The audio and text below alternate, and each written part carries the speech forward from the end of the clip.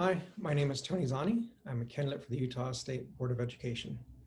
Um, I do a lot of work with schools. I'm a literacy specialist in a Title I school, and we've all gotten really good at Zoom meetings. And recently I was playing around with these virtual backgrounds, and I found this one of my childhood heroes, Mr. Rogers. And it reminded me that I have this book, The World According to Mr. Rogers. And I thought, boy, oh boy, I bet he'd have a lot to say about what's going on in the world today. And everybody's feeling a lot of stress. And I thought I'd share some quotes from this book that maybe help me a little bit, and I hope they help you. Um, I've definitely been feeling a lot of stress at the start of the school year and campaigning for the State Board of Education. This quote really spoke to me.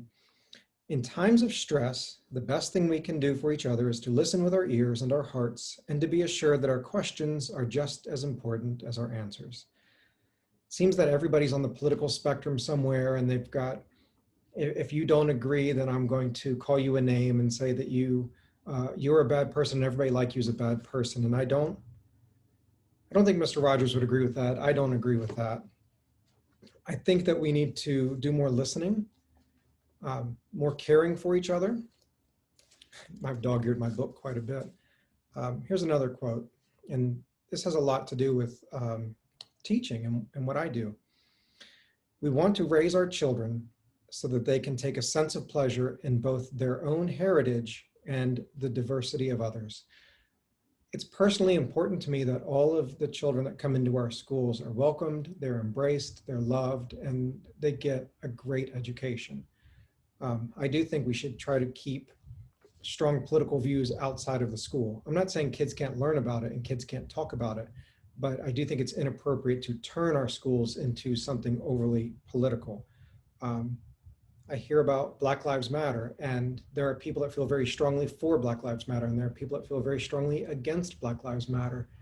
And I think that's the wrong message. We're not trying to be for or against. I think it's simply that there are people in our society who don't feel like they have mattered, that their voice hasn't been important, that they haven't felt like they're important, and we should listen. We should understand our own heritage, but we should also appreciate and understand the diversity of others. And we should appreciate that there are segments of our society and of us as a group that are hurting and don't feel heard. And maybe it's time to listen instead of just saying, I don't agree, so they're all bad. I really like that quote. Take pleasure in your own heritage and the diversity of others. Here's another quote. I really hope that as an elected official, this is something I can do. It's very dramatic when two people come together to work something out. It's easy to take a gun and annihilate your opposition. But what is really exciting to me is to see people with differing views come together and finally respect each other. I see too much of that. We're a community. Utah is we're a great state. We have great people, and we all want a bright future, and we all want to be loved and to be heard. And we don't agree about everything.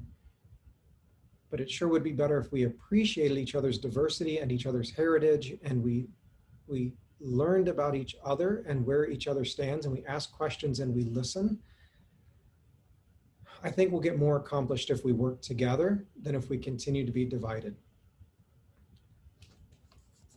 When I work with kids, a lot of people have said, boy, you're like Mr. Rogers. I don't know that I could ever be like Mr. Rogers, but sometimes I do get frustrated. Teaching is sometimes very frustrating. Dealing with politics can be frustrating. But Mr. Rogers, sometimes I have to sit down with some important things to remember, to keep myself grounded so that I don't get so stressed and forget that I need to listen and appreciate others. And it's more important to work together and find what we have in common and do what's best than to be divided and call each other names.